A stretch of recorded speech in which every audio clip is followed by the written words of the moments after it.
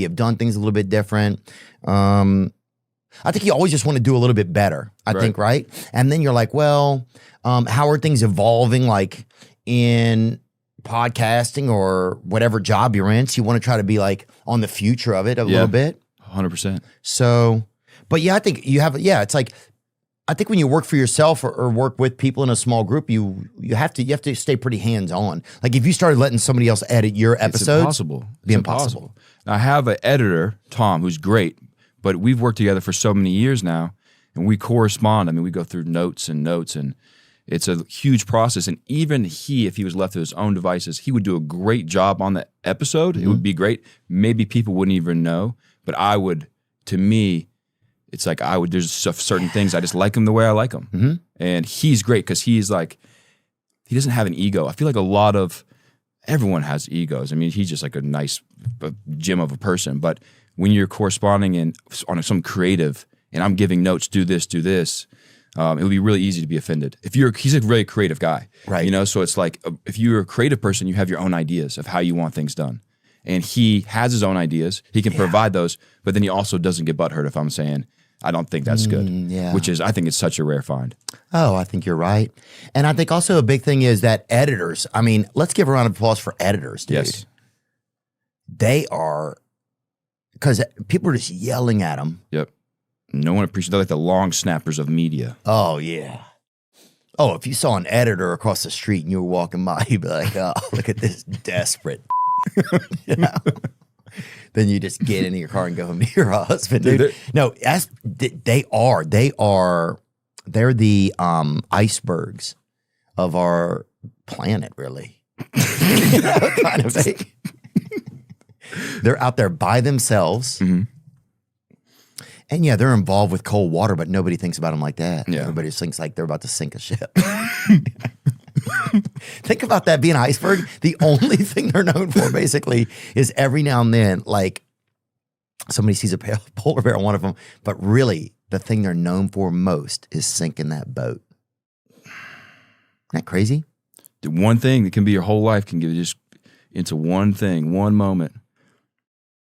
Yeah, I was thinking about that yesterday. Just how well, this is actually a bad example, but I was reading an article about, from a while back. It was about Morgan Wallen because he was getting ready for his episode. And there's a part in it with P. Diddy. And P. Diddy at the time was like, yo, we got to stop canceling people. He was like vouching for Wallen. He's like, we got to stop canceling people. We got to give people second chances. He was like saying like everything that like probably he hoped he probably knew he was doing some bad shit. He was like starting to spread the word. Like we got to make sure we can't just like look upon people negatively. I was like, damn, but you do one bad thing. He probably did it, a few times or whatever, but that's how people know you, probably forever.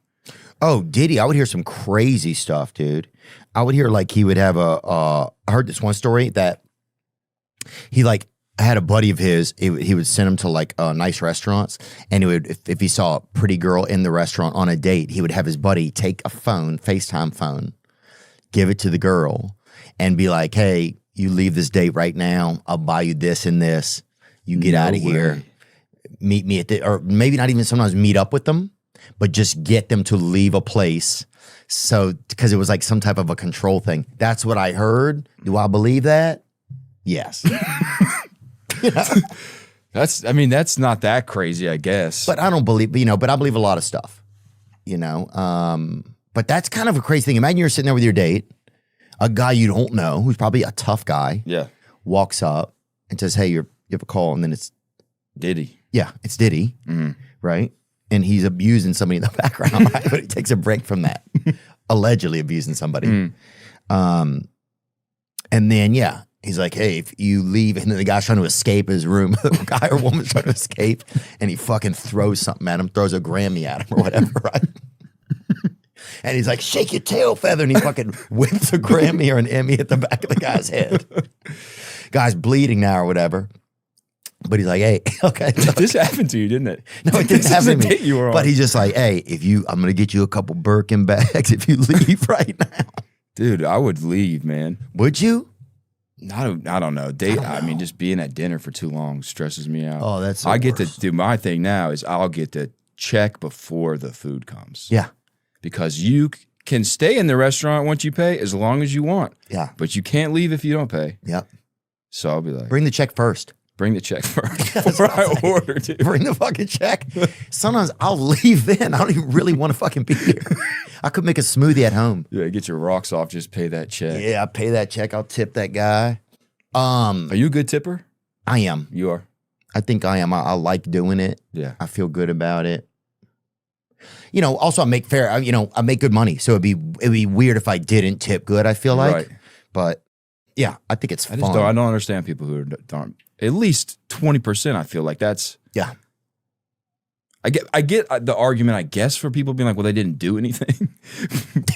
But at the same time, like, that's their job. Yeah, you knew when you went in there. Like, it's kind of on you that you're paying them for nothing. Fuck, what were we talking about just a second ago? Greta. Is this a real